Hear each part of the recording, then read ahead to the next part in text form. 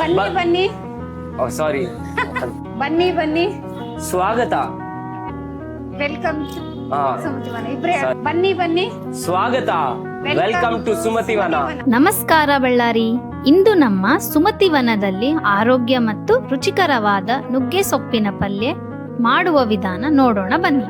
ಮೊದಲಿಗೆ ನುಗ್ಗೆ ಸೊಪ್ಪನ್ನು ಕ್ಲೀನ್ ಆಗಿ ತೊಳೆದುಕೊಳ್ಳಬೇಕು. ನಂತರ ಅನ್ಪಾಲಿಶ್ಡ್ ತೊಗರಿ ಬೇಳೆಯನ್ನು ಸಹ ತೊಳೆದುಕೊಳ್ಳಬೇಕು. ಒಂದು ಪಾತ್ರೆಯಲ್ಲಿ ನೀರನ್ನು ಹಾಕಿ ತೊಗರಿ ಬೇಳೆಯನ್ನು ಸೇರಿಸಿ ಕುದಿಯಲು ಬಿಡಬೇಕು.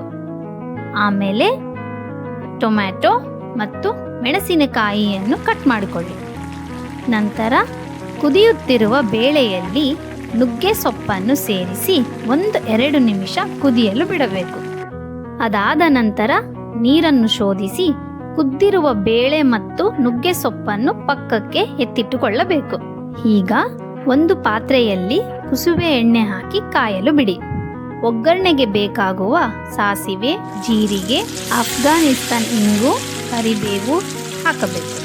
ಇವಾಗ ಕುದಿಸಿರುವ ಬೇಳೆ ಮತ್ತು ಸೊಪ್ಪು ಹಾಕಬೇಕು.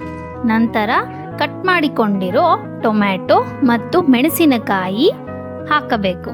ನಂತರ ರುಚಿಗೆ ತಕ್ಕಷ್ಟು ಸನ್ನಿ ಕಟ್ಟ ಸೀ ಸಾಲ್ಟ್ ಹಾಕಬೇಕು. 5 ನಿಮಿಷ ಚೆನ್ನಾಗಿ ಫ್ರೈ ಮಾಡ್ಕೊಳ್ಳಿ. ವಾವ್! ಆರೋಗ್ಯ ಮತ್ತು ರುಚಿಕರವಾದ ನುಗ್ಗೆ ಸೊಪ್ಪಿನ ಪಲ್ಯ ರೆಡಿ.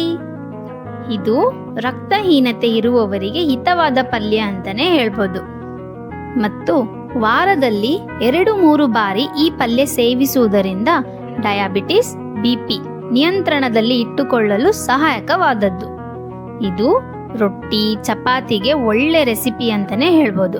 ಮತ್ತೆ ಇನ್ನೇಕೆ ತಡ, ನೀವು ಟ್ರೈ ಮಾಡಿ.